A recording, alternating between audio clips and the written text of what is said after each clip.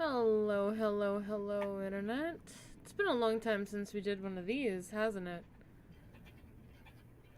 For those of you who are either new to the channel or don't remember, Serious Talk is a podcast that I started as a means of talking about politics and other intense topics on my channel in a more relaxed, comfortable, and informative space so that people feel comfortable and can just sort of vent and have an earnest conversation without the pressure of being hashtag content and trying to turn up the entertainment value. We don't want that to be the center of the discussion. We want opinion and debate to be the center of the discussion. Although I don't think with my circle of friends this is going to be a topic that gets debated much. As of today, Greg Abbott has basically criminalized being a queer kid, which is incredibly dangerous considering the science making it very clear that queer kids who don't get accepted or access to resources have a higher rate of suicide. If a pair of parents is found out to have a queer child, specifically a transgender child, that child will now be removed from their legal custody and become wards of the state. And more importantly, it is now legally mandatory in the state of Texas under Governor Greg Abbott for teachers, administration, and medical staff at schools, which includes the school nurse, yes, to out any transgender children, not just to their parents, but to the government.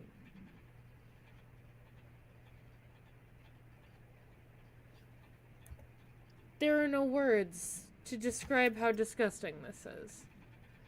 I believe there are some words. There's some words, but they'll probably get me demonetized.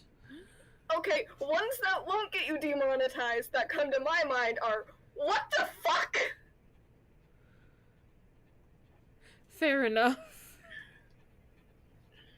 I'm just hearing this and it's just, what the fuck? On repeat. I mean, that is the proper response, in my opinion.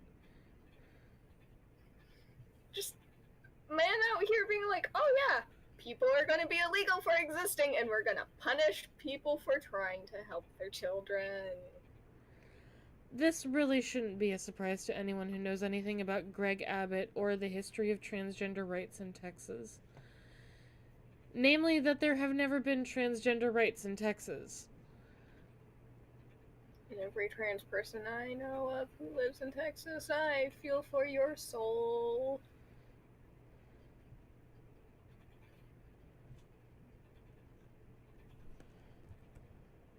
I have this continuous feeling of Texas where the world takes one step forward, like the world as in America, the country, takes one step forward, and then Texas takes 3 steps back, just out of spite.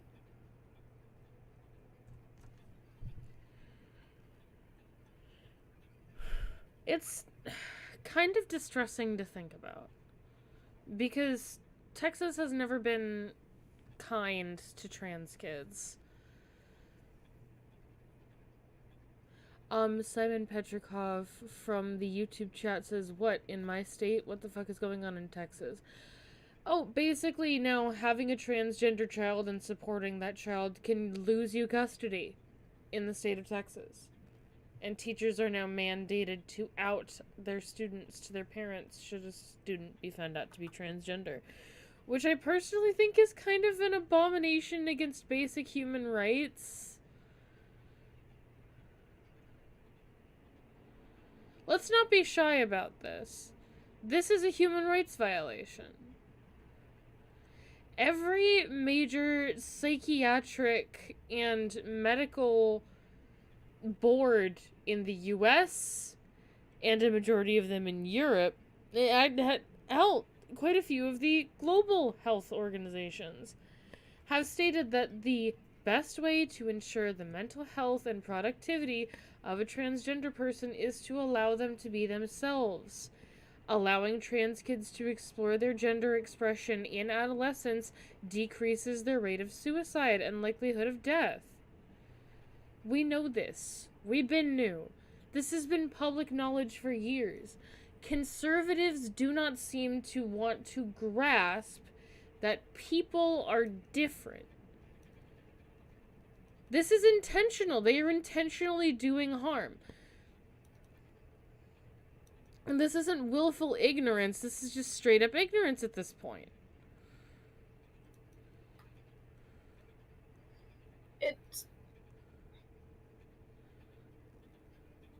It's just these people.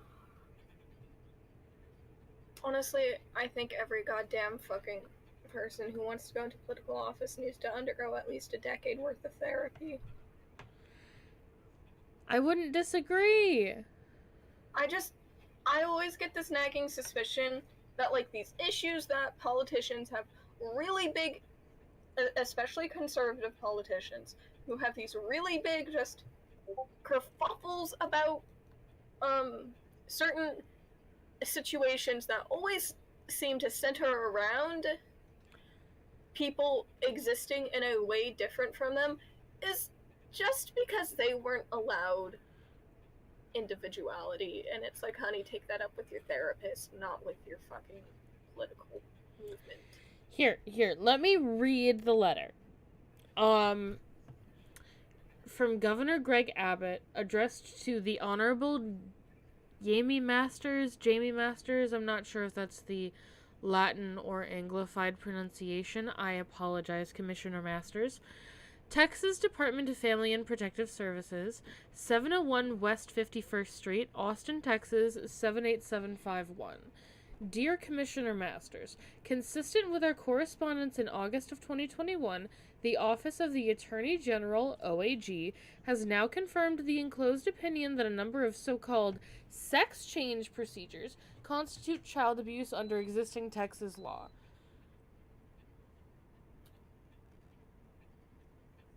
Last time I checked, the only sex change procedures children are undergoing is with physical intersex people getting one set removed, like, shortly after birth. I love you.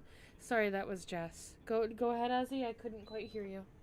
Oh, I was saying, last time I checked, the only time any, like, children are undergoing sex change procedures are intersex babies shortly after birth to get one set of genitalia removed. Oh yeah, and no, there other than intersex quote unquote corrective surgeries, there are no sex changes that can legally be performed on people under the age of 16. Yeah.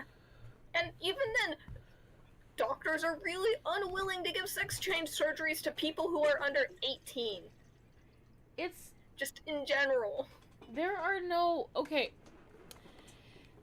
Do some adolescents undergo hormone therapy? Yes. But the hormone therapy that adolescent transgender individuals undergo usually involves puberty suppressants. Specifically, medications that prevent you from going through the puberty of your assigned gender at birth so that you can get the proper hormones. There are plenty of YouTubers, of TikTokers that went through early transition by taking puberty blockers in their adolescence, and then after about 16 to 20 years old, going on the correct hormones for their neurological gender identity. But no one's giving a 12-year-old bottom surgery. That's not legal. People are barely giving 12-year-olds chest binders, let alone surgery. Although if you're 12 and you need a chest binder in order to present properly, I am sorry for you, honey. Yeah. Back problems central. Azzy and I are just looking at each other like, Yup. We were both those kids. 11 years old, I was in training bras. 12 years old, I was not. Let's continue with the letter. Because the Texas Department of Family and Protective Services, DFPS, is responsible for protecting children from abuse, I hereby direct your agency to conduct a prompt and thorough investigation of any reported instances of these abusive procedures in the state of Texas. I I don't think you understand what abuse is, Governor Abbott.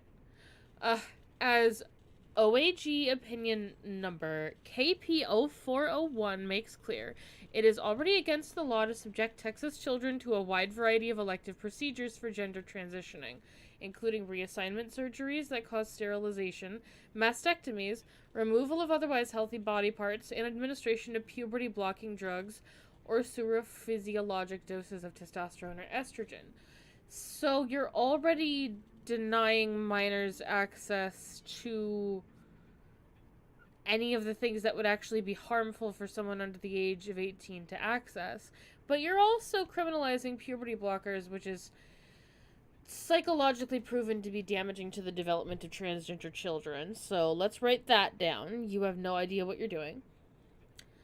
See Texas Family Code number 261000 or 0011AD defining abuse.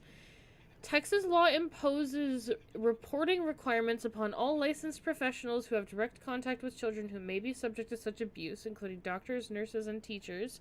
So, violating the medical privacy of minors is totally okay.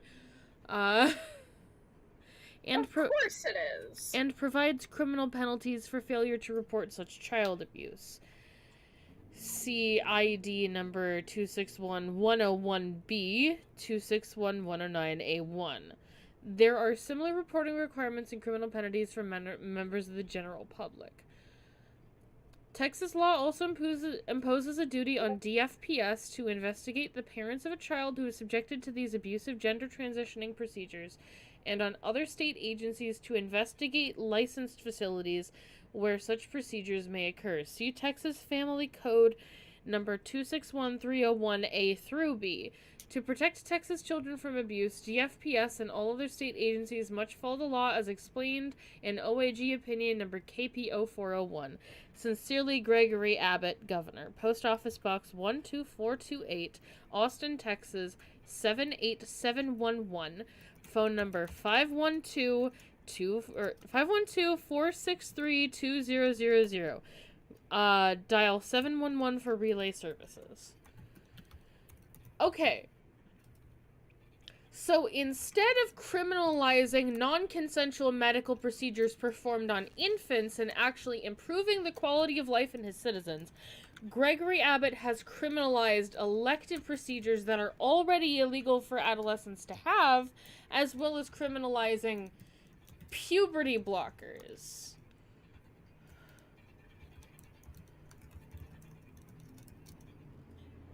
Once again, what the fuck? It's imbecilic. There is a complete lack of regard for the basic humanity of the patient here. They continue to refuse to criminalize mutilating infant genitals, but will instead continue to perpetuate the idea that it is okay to deny what could potentially be life-saving medical services to adolescents. And again, I will state, genital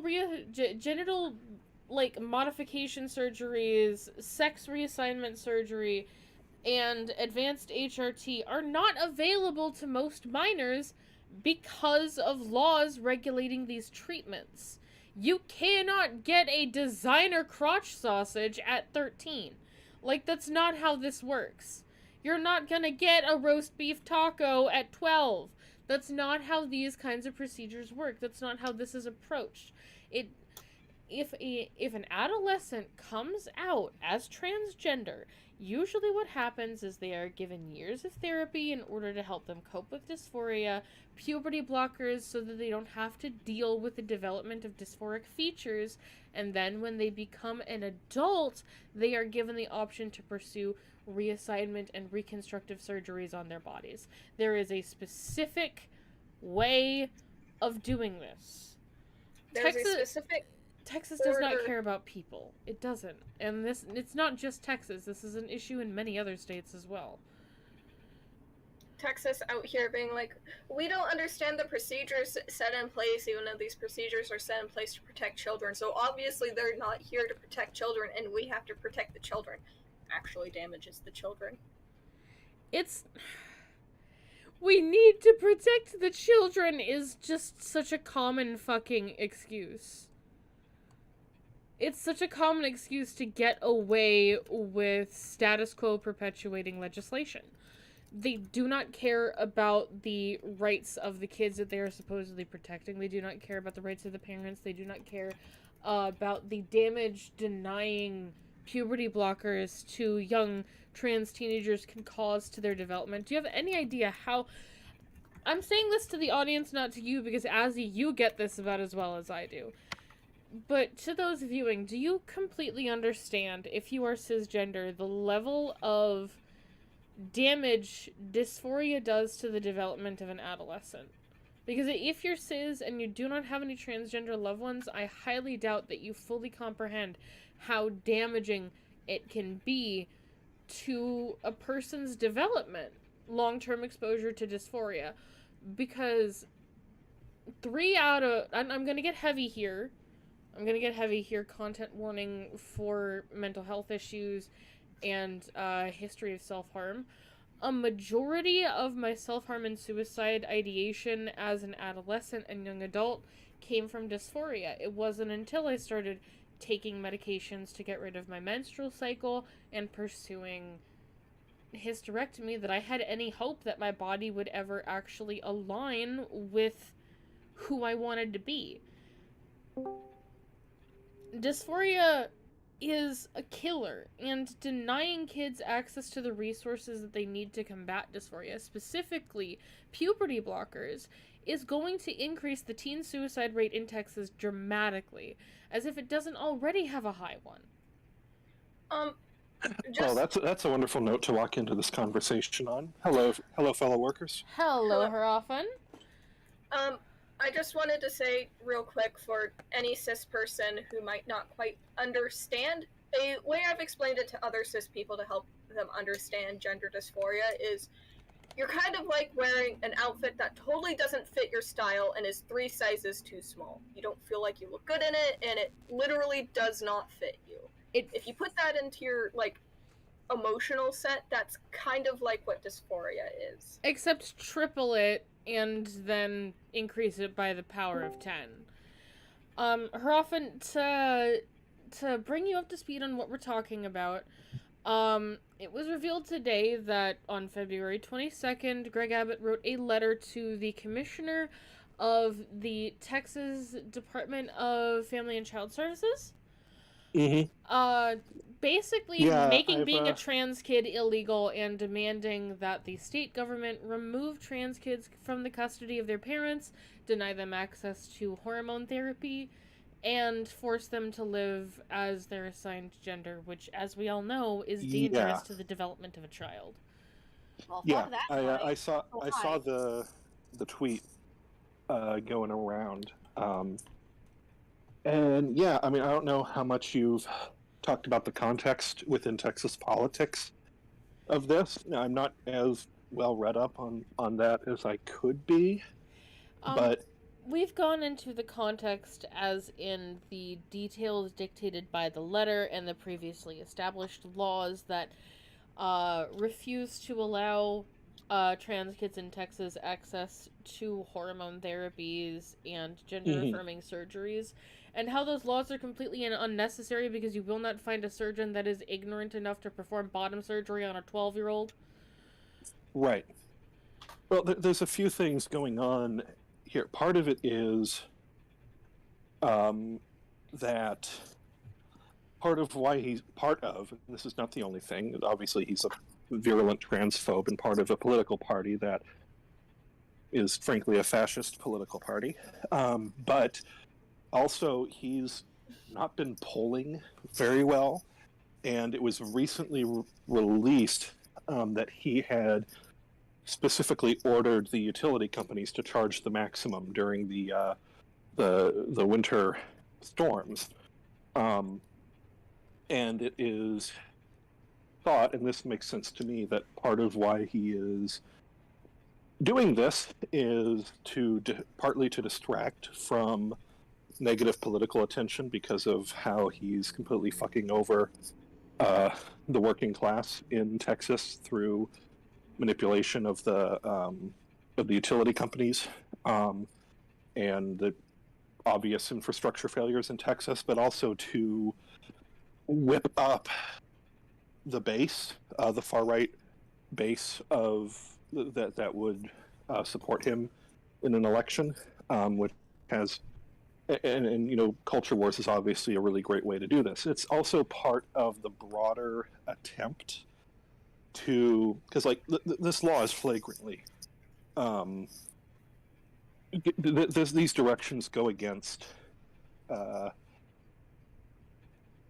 most, at least as far as I know, the a lot of the laws and norms around healthcare. I'm not going to say it's technically illegal, but it is definitely partly an attempt to bait lawsuits to get taken up to the Supreme Court, which, as we know, is dominated by several conservative and far-right justices appointed by Trump and the other majorities there, in order to make it firmly constitutional. So there's a lot going on with this. I think that the idea that it's a blatant attempt to bait precedent by getting people to sue the government for it would make sense. It's the same thing they're trying to do with abortion legislation, trying to bait lawsuits. Exactly. It's imbecilic. In a sense, it's win-win for them, because either nobody mounts a serious legal challenge to it, in which case they get to continue to immiserate and kill the vulnerable populations that they target, or somebody does mount a significant challenge and it gets taken to the Supreme Court, where they are essentially assured victory. And this is really personal to me because two of my nieces are demigirls. I have trans nieces. My daughter, who is from Texas, is trans. So I'm very lucky that all three of them are adults and are safe from this kind of thing, because the idea of seeing either of my nieces taken away from my brother is terrifying. The idea of just the idea of my daughter being in the custody of her biological parents, and the idea of this happening when she was a minor would have mortified me. I'm so glad she is an adult. Like, as someone who has queer kids in my family who are from Texas, it is mortifying. The idea that they could be taken away from their families and forced to live without the care that they need to live their best lives. If they were only a few years younger, that's scary. That's infinitely mortifying to me. There are no words to describe how my stomach is churning right now. Yeah. No, I mean what it is, frankly, is it's part of a wider right-wing and fascist, I'm not going to say it's a conscious plan, but, they want to genocide us, essentially. They have been genociding us since they first showed up on the shores. It started with the indigenous people, of whom there are still plenty of us left. I will remind you, we are still here.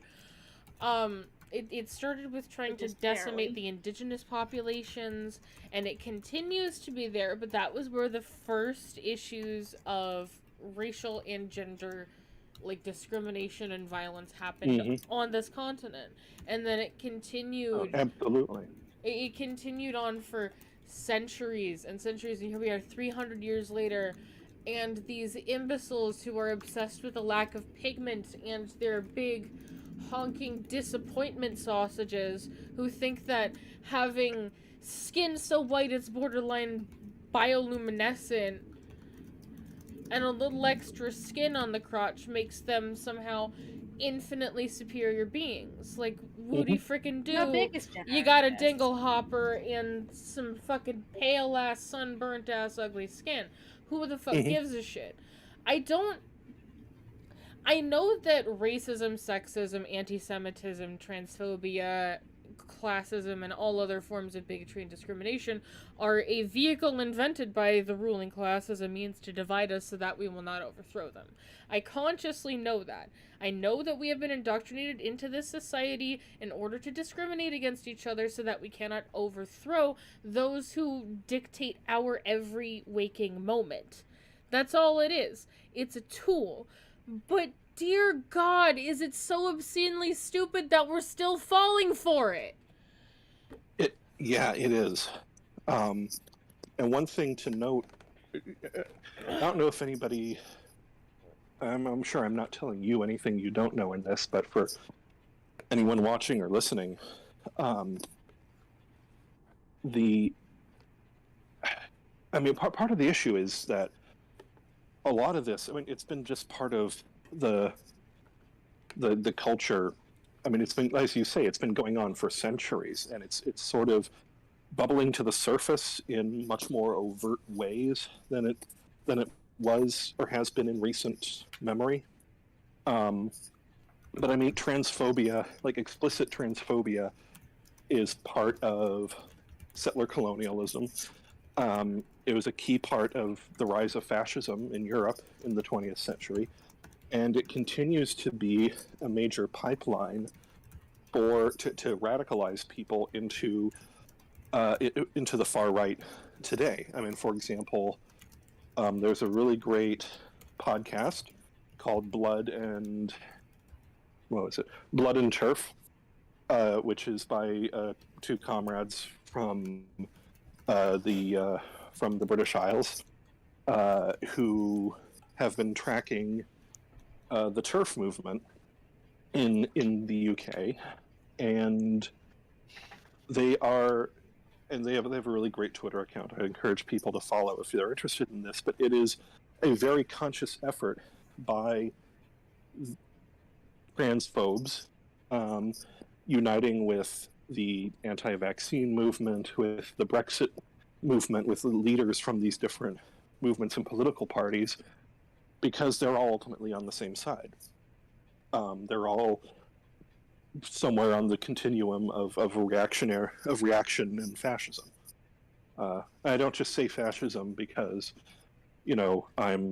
I call everything I don't like fascism. It's if you read fascist studies, and what fascism is as a political movement, to the extent that it can be defined, that's exactly what this is. And let's even avoid the word fascism. What they are doing qualifies as a form of genocide according to the United Nations. If you don't want to call it fascism because you're afraid that the right wingers are going to, the liberals, we're not even liberals, I'm a fucking anarchist. The liberals call anything they don't like fascism. Let's avoid the word fascism altogether. Sure. Neoconservatism, any of those labels. Let's call it what it is. It is a systemic oppression of a specific demographic of persons with the intent to destroy or eliminate a culture, class, ethnicity, or demographic of persons. This is a genocide. The consistent oppression and attempt to cure transgender peoples of existing is a genocide because it is the intent to erase a specific genome. It is the same reason why the cure narrative of autism is genocidal. It is the same reason why blood quantum is genocidal. The intent is to stop trans people from existing. That makes it a genocide. Inherently.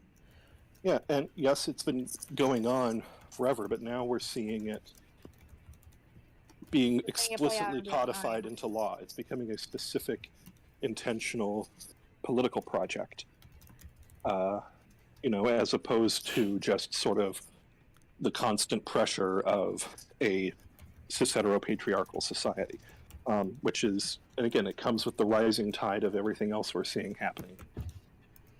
Late stage capitalism, everybody. Mm-hmm.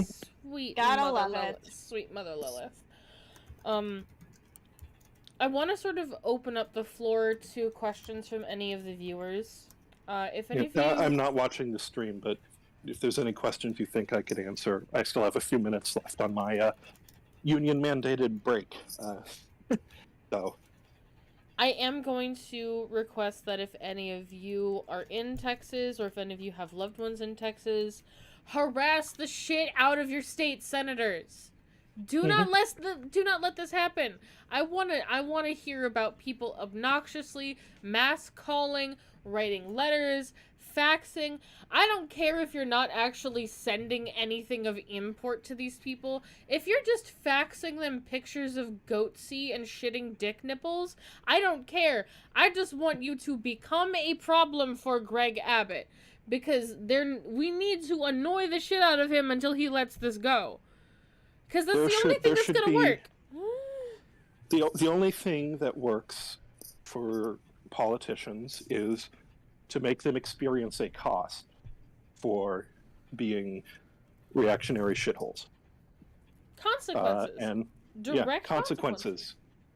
And there are many types of consequences, and there are a lot of consequences which are perfectly legal. And I wish to be clear, I do not in any way encourage the extremely cool crimes of doing illegal things to these people.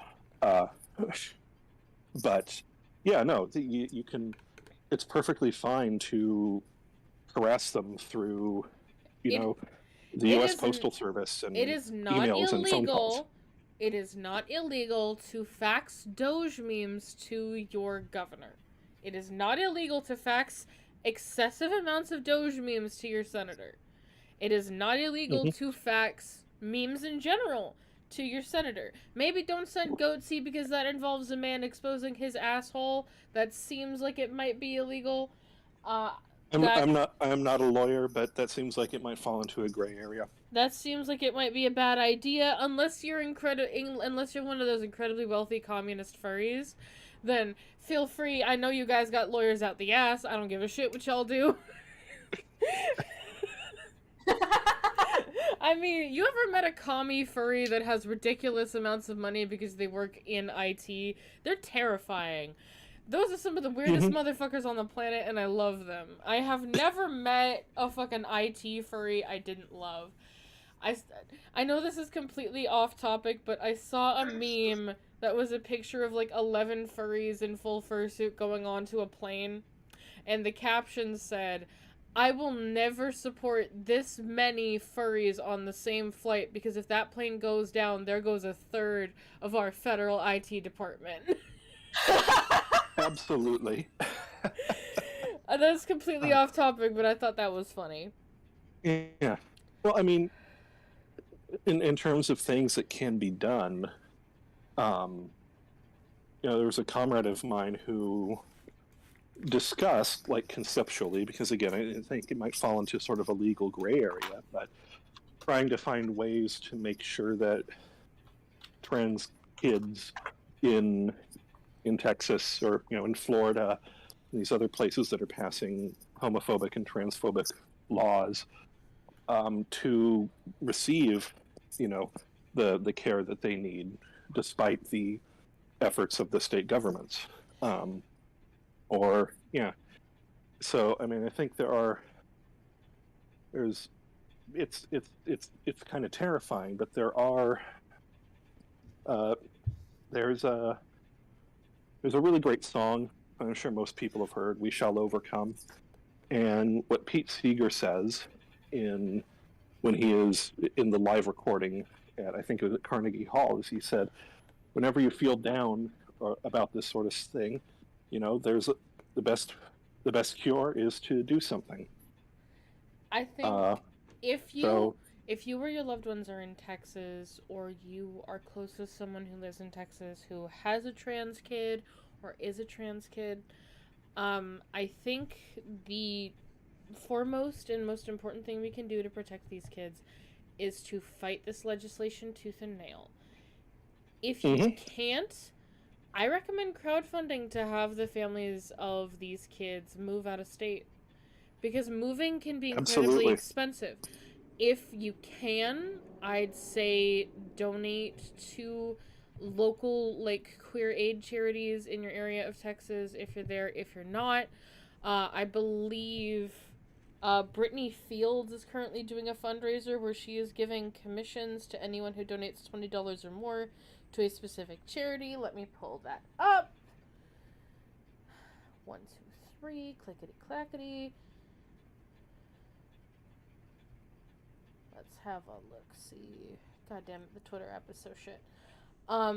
If you donate $20 or more to Equality Texas and give it to B Fields Forever on Twitter, like the screenshot of you making that donation, she's willing to give you a commission of either your pony or fursona, or perhaps just a character that you've designed with a sign that says "Protect Trans Kids" that is promoting this charity.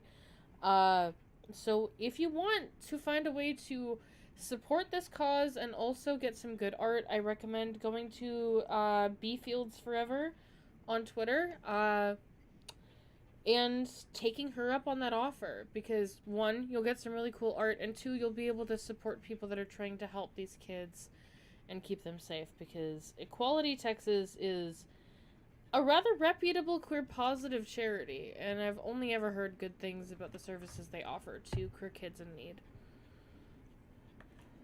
Excellent. Yeah, I don't really know. I know a few national organizations, but I don't really know anyone that's on the ground in Texas. I know Land Illegal and the National Lawyers Guild might be getting involved. Oh, absolutely! Donate to the National Lawyers Guild. Yeah, they're a great legal union. And if you decide to engage in some form of direct action, legal direct action, I wish to emphasize, in Texas, as we all know, the state apparatus of cops and prisons and so on, even if what you're doing is legal, doesn't like that. And it's very important to have recourse to the aid of lawyers in those sorts of cases. And you should reach out to your National Lawyer Guild chapter, and when you go on direct actions, write down the phone number in Sharpie on your arm so you can get help. And if you do get arrested for participating in direct action, even if that direct action is fully legal, make sure that you have thumbprint scanning on your phone turned off. They cannot force you to enter your passcode, but they can force you to put your thumb on the scanner. If you have thumbprint scanning turned off, it won't work, and they won't be able to access your phone. They may be able to access your call and text records through your phone carrier, but your carrier is very interested in protecting your privacy for the sake of their profits, so they will make it hell on those cops. In general, though, don't take your cell phone with you on direct actions. If you need to have a cell phone with you on a direct action, get a burner that you only use for that purpose.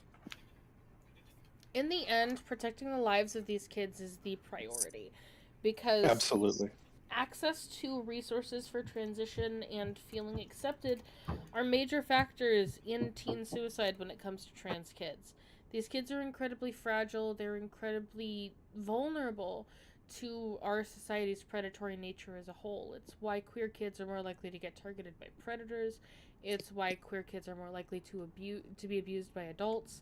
It's because they are a vulnerable class. These are insecure kids who are just coming into their own and understanding their identity, and that makes them incredibly strong targets when it comes to people seeking to manipulate. We have just as we do with all kids, basically, we have a priority to protect these kids. If you are someone who lives outside of Texas and you happen to have a relative in the state of Texas who has a trans kid, perhaps offering for that child to come and live with you while the parents work out a situation where they can move out might be a solution to protect the safety of that child. I'm also going to say, if you are a member of a union in Texas or part of a national federation like the AFL-CIO unions, or the Teamsters or SEIU, which I am, SEIU Local 2015, and I'm in the IWW, dual carder. If you're involved in organized labor in any level, you should push your union, especially if you're in Texas, to take a stand on this. You do have resources available through that could be brought to bear to force change. It's one other avenue to push back and make there be consequences for the governor's actions. Solar Moon Eclipse from the YouTube chat asks, "Have you heard of Amanda Lockman?" I have not. Let's look her up, shall we? I haven't heard that name either. Amanda Lockman? Yes, Lochmann. I'm looking that name up right now. Okay, I got it. I can do it. I can do my own Googling. Okay. Because the closest thing I got was a find a grave memorial for a woman who died in 1914. Oh, right. Okay, Amanda Lockman is a trans woman who has recently been found guilty of sexually predatory behaviors. Ooh. I'm wondering why this is brought up in a discussion about denying healthcare to children, but I am willing to talk about this. As I've stated before in discussions of queer people perpetuating crimes against minors, there are going to be evil people in every demographic. There are always going to be evil people in every demographic in the world. And because of that, oftentimes queer people have had to point at predators in our community and say, "I am not them, do not lump me in with them." We are often forced to defend ourselves as a demographic simply because of the choices made by individual predators. Yep.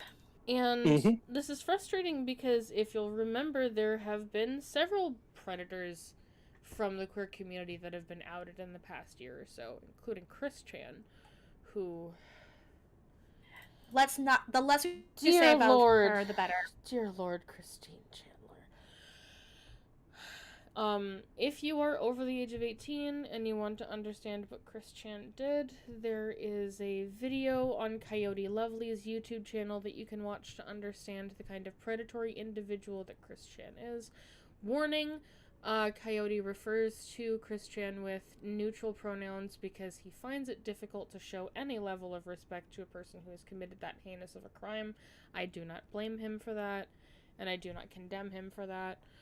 But, oh boy, I'm not going to deny that there are monsters in the queer community, but there are monsters in every community. Every time someone tries to bring up a sexual predator from the queer community, I will point out that a majority of serial killers are cishet white men.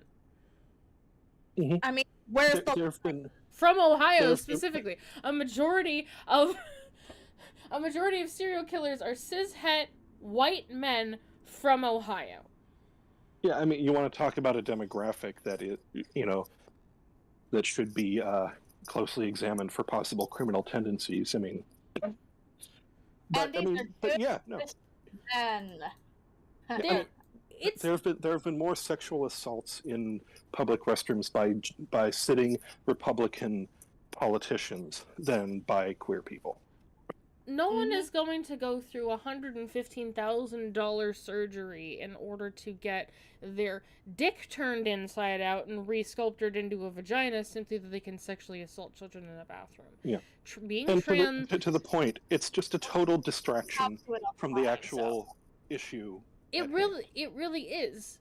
Sexual assault as a systemic issue has nothing to do with trans people, unless you want to talk about corrective rape, which I am... that sounds terrible. I am perfectly willing to get into that debate, because corrective rape does not work. Corrective rape is sexual assault, and people who perform it should be castrated just like any other sexual predator. Amanda Lockman is a predator. She deserves to be chemically castrated and isolated from society. If she is given a chance to rehabilitate herself, good for her. And I know that as a prison abolitionist, I will get shit for this, but I don't think rapists should be allowed to reintegrate into society. Personally, I would say we create an isolated island society for them to live in and just leave them there, because I don't think rapists should be allowed to participate in society. If it were up to me, every sexual predator would be murdered by their victims. But that's why I'm not in charge, because I am incredibly biased and have incredibly violent tendencies when it comes to the subject of sexual assault.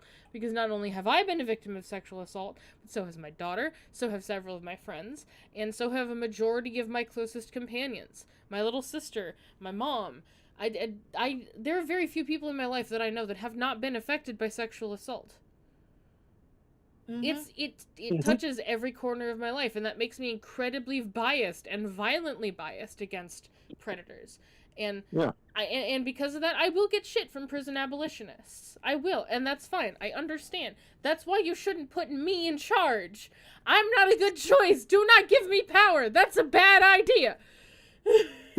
This is why the fundamental issues are probably different in terms of what we're responding to, but this is why you and I think, are anarchists, because I don't trust myself with power. Why would I trust anybody else? Exactly. But you know, but yeah, no. Look, it's well, first of all, I am, as some people regular listeners may know, I am a Christian theologian, and one of my favorite theologians is St. Thomas Aquinas, and he says that the desire for revenge is not inherently a vice, because it recognizes that injustice has been done and seeks redress for injustice. So, you know. Okay, good. I thought he was going to say the other thing regarding revenge. No. He's Aquinas is problematic in many ways, but this is not one of them. Okay, good. But you know, also it's like, with regards to any perpetrators of I don't know what the correct term would be, because I don't believe in categorizing things as crime necessarily. That presupposes a certain kind of legal framework. But let's refer to sexual predation as violation of human autonomy. Yeah, right. Any instance where someone violates the autonomy of others, you know, they need to be held accountable. They need to be held accountable, and they have rights just as the people they've attacked have rights. Basically what we're asking is recognize and acknowledge human rights of, everyone, including and especially children, the marginalized, the vulnerable. This is not that complicated a question. The average player's effort. I will say that bringing up sexual predation allegations on this channel is going to be a no-no in the future, because I am retired. I do not do predator hunting anymore, and commentaries on prevalent predators is not something that I do anymore. So, solar moon eclipse in the future, I would prefer if you would avoid bringing that up to me. If you want to see someone make a commentary on it, I say go to Queen Seraphina's channel. She does a lot of good commentaries on predators, analyzing their behaviors, and giving a clear and concise timeline on what they've done. She's done an analysis on Toon Critic Y2K, an analysis on the predatory behaviors of Joshua Vita. She did a really excellent video on a group of necrophiles that harassed me out of the commentary community. If you want to see a video about predators getting ripped into by internet trolls who care about human rights, Queen Seraphina is the channel to go to. My only statement that I have left to say on the Amanda Lockman issue is there are going to be predators in every community, because predators come in every flavor, shape, and size. It is the imperative duty of those in a position of high authority in any community to condemn the acts of predators and abusers and to hold these predators accountable.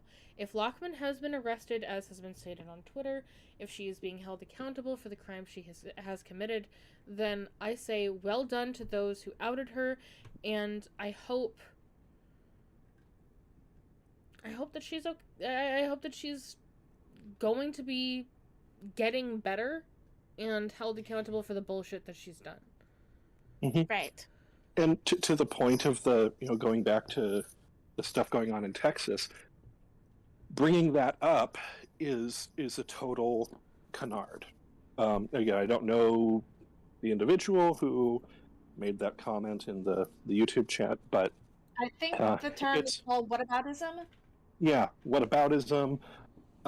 It's a distraction. It's an intentional rhetorical technique made to divert the conversation and to take attention away from the, focusing on the systemic and structural injustice, and the attacks on trans kids that's being done by the state.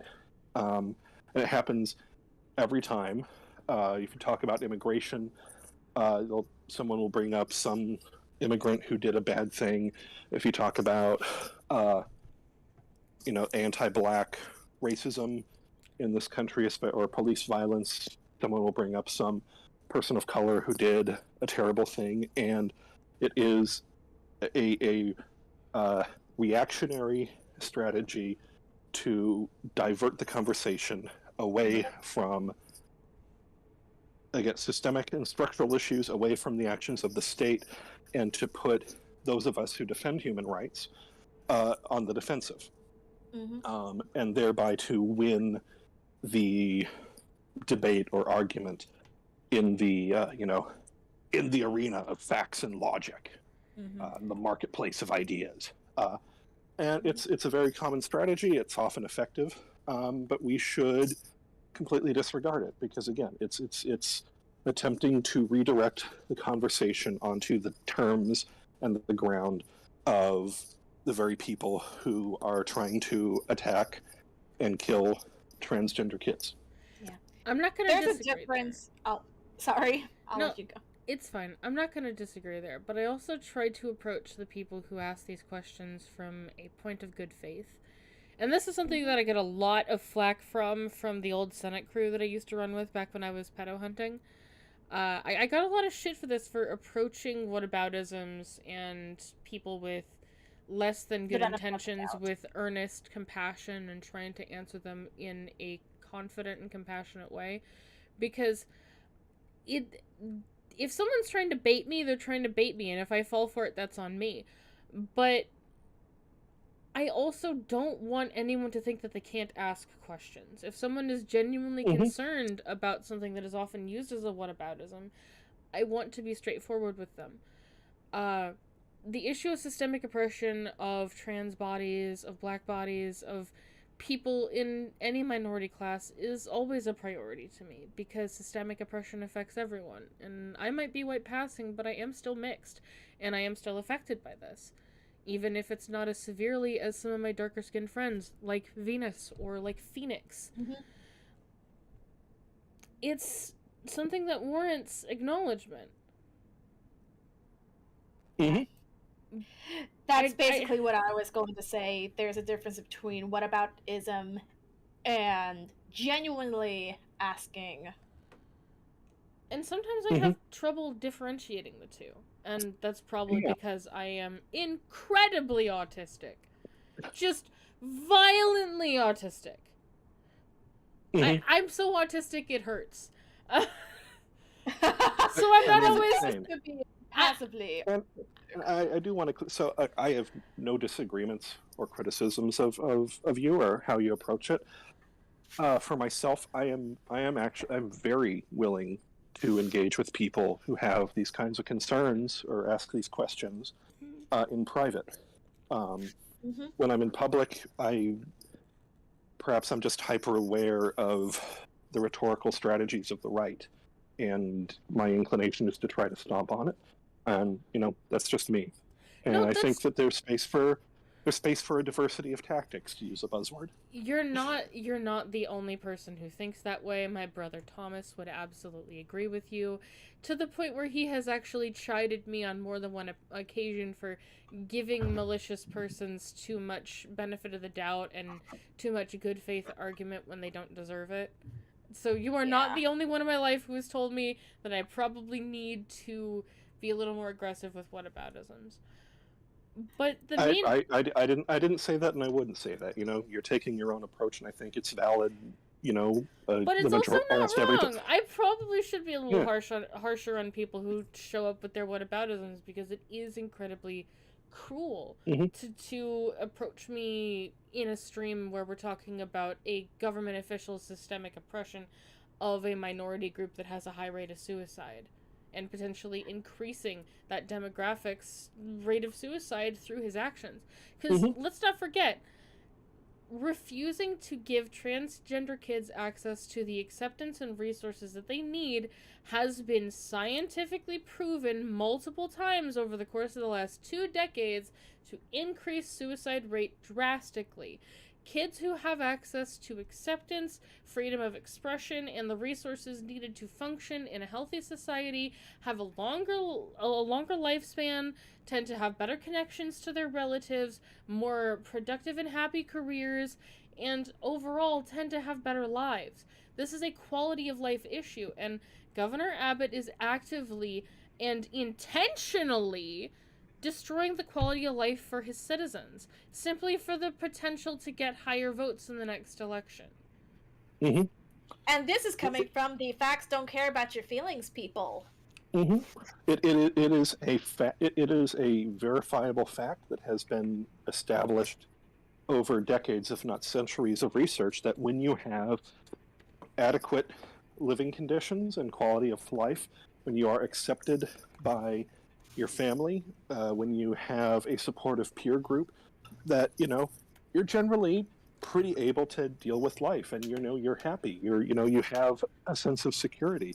Your quality of life is high, And and attempting to anytime you take away from that, anytime you underline or attack that, uh, you're gonna see more deaths as a result of misery, whether it's suicide or other health conditions, physical, mental, etc., from from just living a terrible life. Or And that is, involuntary unaliving. yeah, and and this is, it's just a fact, frankly.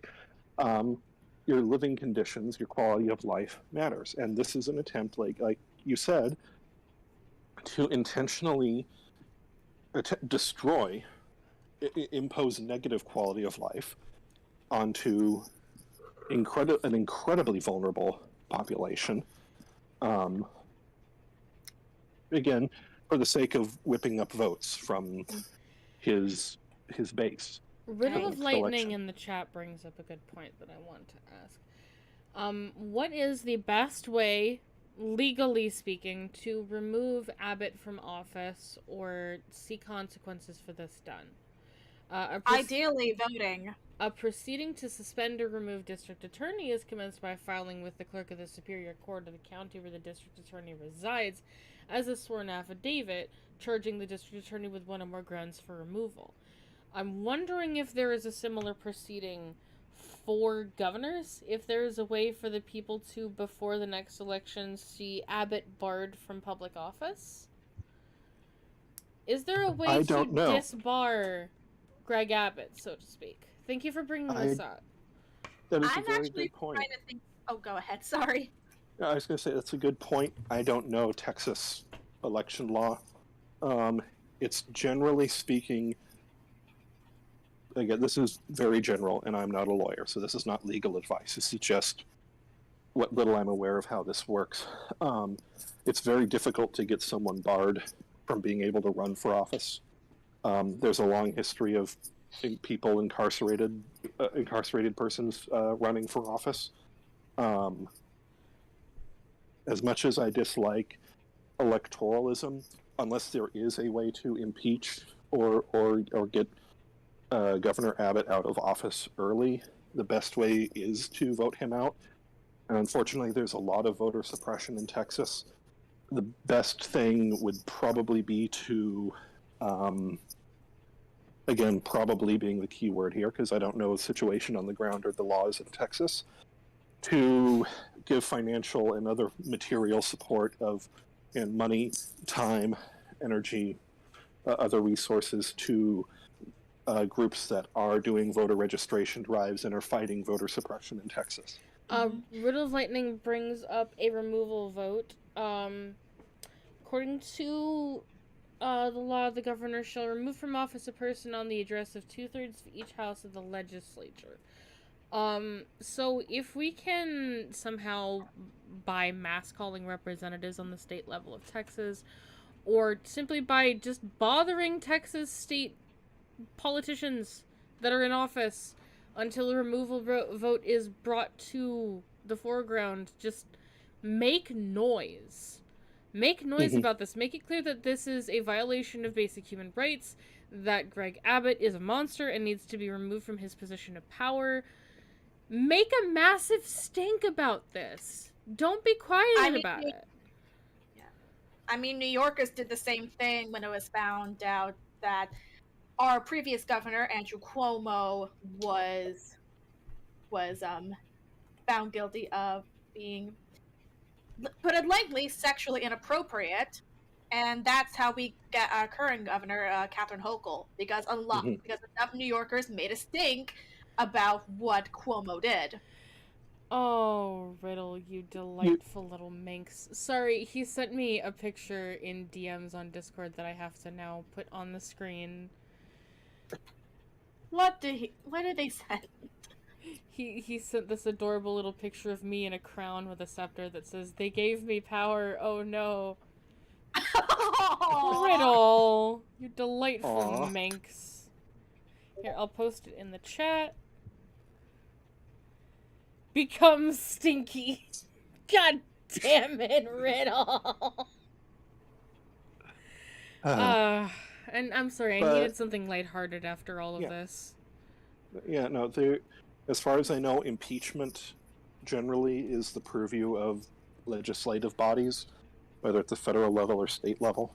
So you would need to push for the state legislature in Texas to take action. Alternatively, as with the Cuomo example, you need to make it, again, it's a cost thing. You have to make it more costly for him to remain in office than to resign.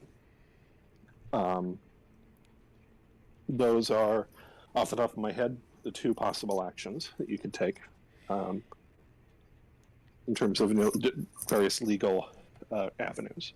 I will encourage through the formal processes, at least, anyway.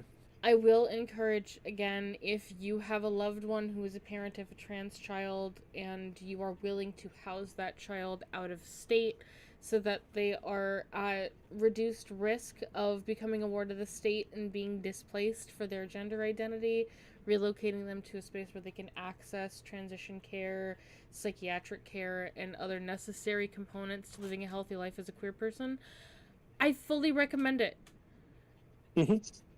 I fully recommend, if you can afford to, have the resources to, and have the ability to become a caretaker to a child who is in Texas that is in danger because of this legislation, please, for the love of all that is good, do it. There is an international organization called the Rainbow Railroad that helps people get out of other nations with homophobic and transphobic practices. As far as I know, there's no domestic equivalent to help people get out of states that are doing this, but there should be. In my experience, the best way to see things done is to be obnoxious about it and don't stop talking about it until something is done. It's how we handled forcing Pornhub into updating their terms of service in order to protect sex workers from piracy and protect traffic victims from their rapes being profited off of. All the sex work and trafficking survivor community had to do is stay loud, obnoxious, and vocal about it consistently for about a year, and it was taken care of. If you want change, be obnoxious and be impossible to ignore. Yep, exactly. Civil disobedience, if you have the power to, is also important. If you're a doctor, police, or teacher, just don't acknowledge the legislation. Thank you. That is also an excellent point. There are no legal consequences that will be as important as protecting these kids. And especially if you're white, like I am, you have a lot more leeway in getting away with civil disobedience than your comrades that are people of color. Protect And I would, protect those that are in vulnerable populations. Mhm. I will remind my audience that trans women of color are the most vulnerable demographic in the country. Because they are the Yep. intersection of 3 of the most dangerous avenues for a person to live on. And this legislation will affect trans kids of color, especially young trans femmes of color, very devastatingly. Because these legislations tend to attack trans femmes more than trans masculine people. No, what they use to attack trans masculine people is reproductive legislation. But we're not going to get into that rant because we'll be here for another 3 hours if I am left to that rant. Yes. And I have to get back to work. So, yeah. I hope everybody has a pleasant day. Be obnoxious and join a union. Power to the people. Power to the people. Have a good day, Harafen. You too. Bye. Now, Azzy, you and Venus have been mostly quiet during this discussion. I want to hear what your perspectives are.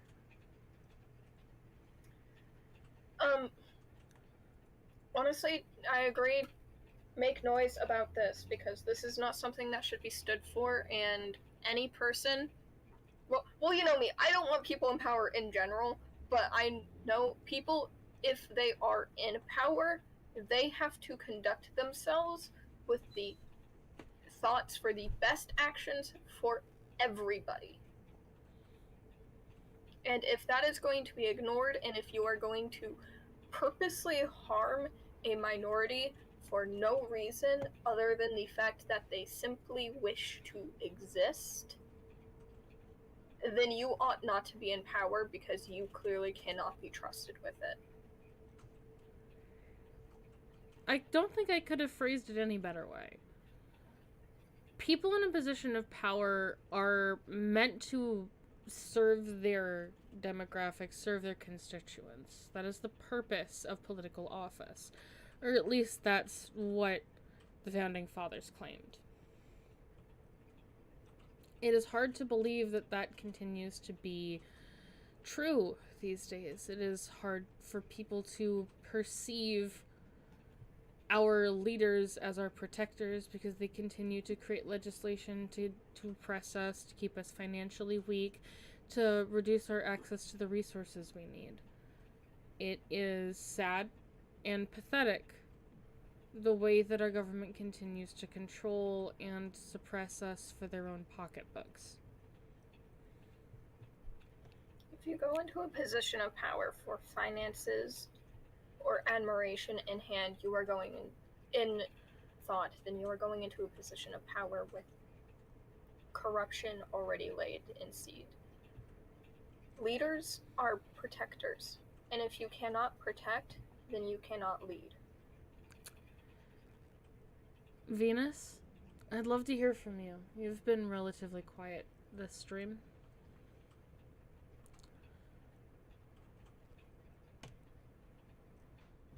Venus? Sega sister! They're deafened. Ah, god damn it. That explains why they're quiet. Had to handle something IRL, fuck. Concern it! Dear Lord. Okay. Riddle, you are speaking my language this stream. Complacency is death. It really is. We cannot afford to be cruel. We cannot afford to be ignorant of the oppression of our comrades. I want everyone who watches this VOD to remember that systemic oppression is a tool of the elites, as is discrimination. The first thought that you have when looking at another person, that thought of difference, discrimination, disgust, that is the way you have been conditioned to think by the society you live in. It is the thoughts that you have after that first moment of instinct that matter and make who you are. Make sure that you pay attention to the thoughts you have once you are in control.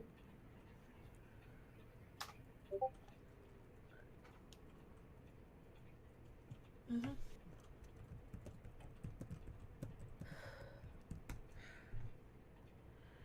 Looks like Venus had to dip. I'll disconnect them from the call. I appreciate Venus for coming on, even if they did not contribute much to the conversation. Having them here is always a pleasure. Yeah.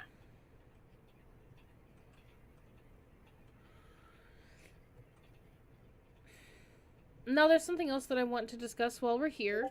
I don't know if anyone has been paying attention to the news, but there was a death in Minneapolis, an unlawful death of one named Amir Locke. He was the victim of police shooting in his own home. He was shot for legally possessing a firearm in his own home. And once again, he had nothing to do with the crime that the police were investigating at the time of the shooting. He was completely innocent and irrelevant to the case. He was not a perp. He was not a suspect. He was simply a man in his own home trying to relax before a no-knock warrant cost him his life. Honestly, I don't think no-knock warrants should be even allowed. No-knock warrants need to be federally banned. Let's make that clear. Also, defund the police. Relocate that money to services that actually improve quality of life. The money that goes to police could be used to be funding public transit, accessibility initiatives, education, financial aid, universal basic income. But instead it's used to give childhood bullies big guns and body armor. Honestly, I think we could probably downsize the US police's, budget by, a fourth, and they still would be able to have an excess of money. I don't think that the police force is actually necessary. The United States Police, according to the federal government, legally doesn't have to protect people. There is a lawsuit where a woman sued a police force because they refused to enforce the restraining order she had against her ex-husband, which led to both of her children being brutally murdered. And the Supreme Court ruled that it is not constitutionally necessary for the United States Police to defend human lives. The police literally only exist to protect private property. And because of this, hundreds of people die at the hands of the cops every year. Innocent people who have done nothing wrong. Honestly, I agree. And in addition, let me say something that's probably going to be a little controversial. I don't think that it's constitutional for cops to kill criminals either. I don't think that it should be permitted. Because if a cop, in the event of attempting to arrest a suspect or potential criminal, shoots them, you are violating their right to a fair trial. If you kill a suspect, you are violating their basic fundamental constitutional right to a fair trial. Because you are executing them before they have seen their day in court. So in my opinion, it doesn't matter whether or not someone is innocent. No one deserves to be shot to death by a pig who has ego issues and a severe control problem. No one deserves to be killed by cops. Not even the most demonstrable person deserves to be denied their day in court. Unless it is a predator who is killed by their victim. I will always stand by the rights for victims of trafficking and sexual abuse to put their abusers in the ground in order to escape.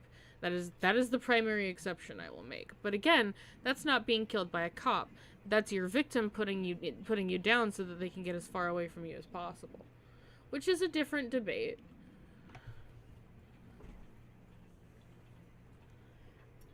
I agree. I don't think the police state really does need to exist. It's fundamentally unhealthy and not unhealthy, unhelpful. And I think I've read before that America. I'm not remembering this clearly, so I may be incorrect on this. Take this next statement with a grain of salt. But I believe I've read before that America's police was originally developed by the gangs of people who used to hunt down runaway slaves during the whole, like, Civil War and everything. Yes, the first police force in the United States were originally slave patrols who would walk along the property lines of plantations to beat, arrest, and return escaping slaves. That is true.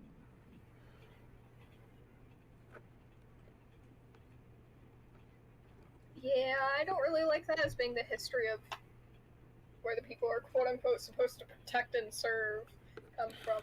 They don't protect and serve citizens, they protect and serve property owners. Just as they always have. It's about protecting property and the wealth of the elites, not people. Never people. Yeah. Also, I have a joke about your comment earlier about cops having control issues. Do you know what I do to deal with my control issues? I go play The Sims. Not become a cop. Why use a gun and a uniform to exert your control issues on innocent civilians when you can play God on The Sims? Exactly! It's so much easier, and it takes way less training. It's like, what, $30? Amir Locke's death was completely unnecessary. There was no reason. Oh, Riddle of Lightning has tipped $69! Riddle! What the fuck?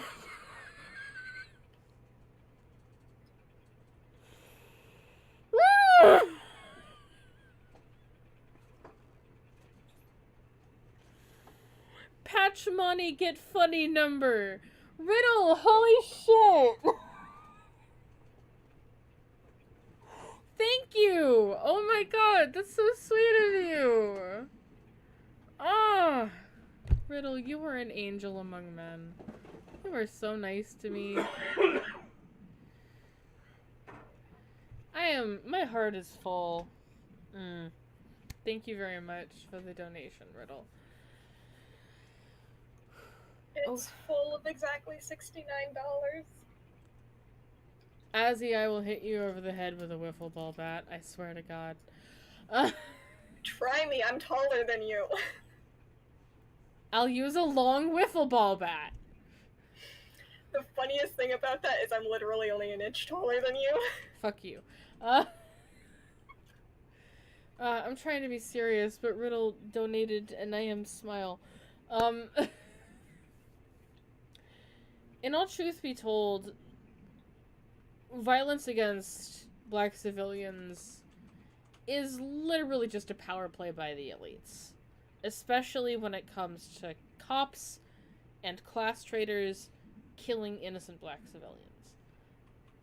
It has never been necessary. It has never been anything more than the people in power flexing their dicks like some sort of fucking Giga Chad bullshit. They want to feel powerful, so they actively encourage the murder of innocent civilians. And this doesn't just happen to black civilians, although they are the highest rate of victimization. The second highest demographic for victimization by police is disabled people. Do you have any idea how many welfare checks have led to a 15-year-old with bipolar disorder getting shot by a cop because the cop doesn't know how to handle a mentally ill child?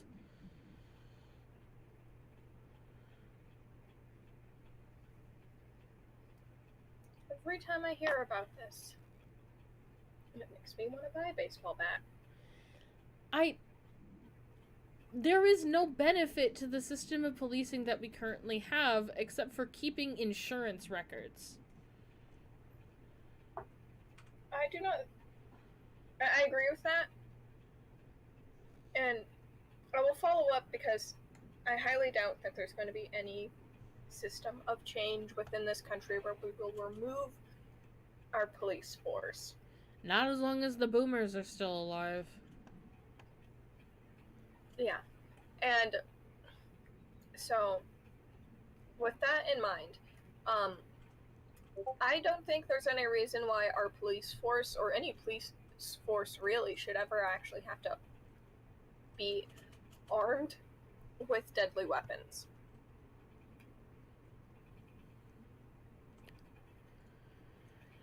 I don't disagree.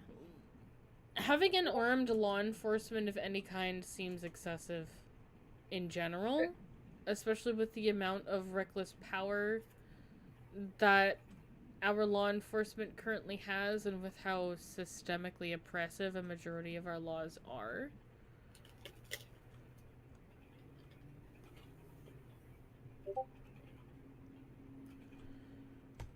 The death of Amir Locke is a symptom of a greater disease, just like Breonna Taylor, just like George Floyd. The deaths of these people, the murders. Let's not mince words. These are murders. The murders of these innocent civilians is a symptom of a greater disease that leeches off of societal inequality and forces demographics against each other for the purpose of preventing us from overthrowing the ruling class. Nazis, tankies, police.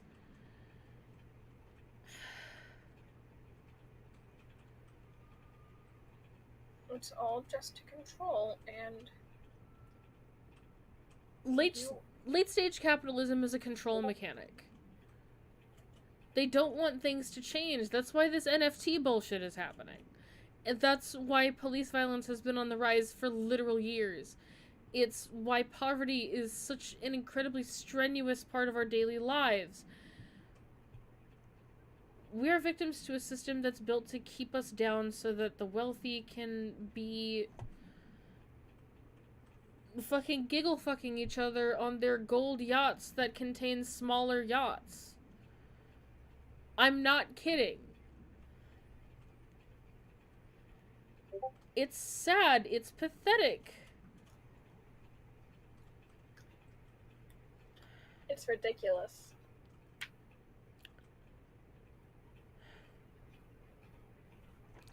I think what I'm going to do is I'm going to reach out to some of my BIPOC viewers and friends and see if they want to get on a podcast and just talk about issues and use my channel as a platform to discuss their perspective on ongoing political strife.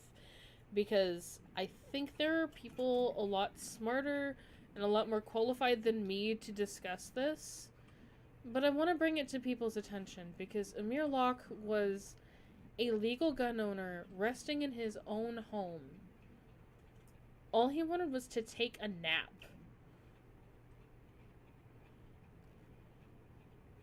Yeah, people shouldn't die just for wanting to nap. People shouldn't have to die simply because a cop is on an eco trip. He was a person first. Above all else, he was a human being. He had done nothing wrong, and even if he had, he wouldn't have deserved to die. Not that way. I have no words for the lack of empathy I have for the people who work in our police structure. I'm tired. I'm really, really tired.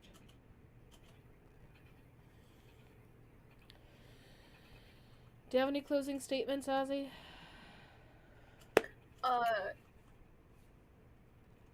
How anarchistic can I go? First. Just don't get my channel taken down and you'll be fine. Okay. Down with the police state.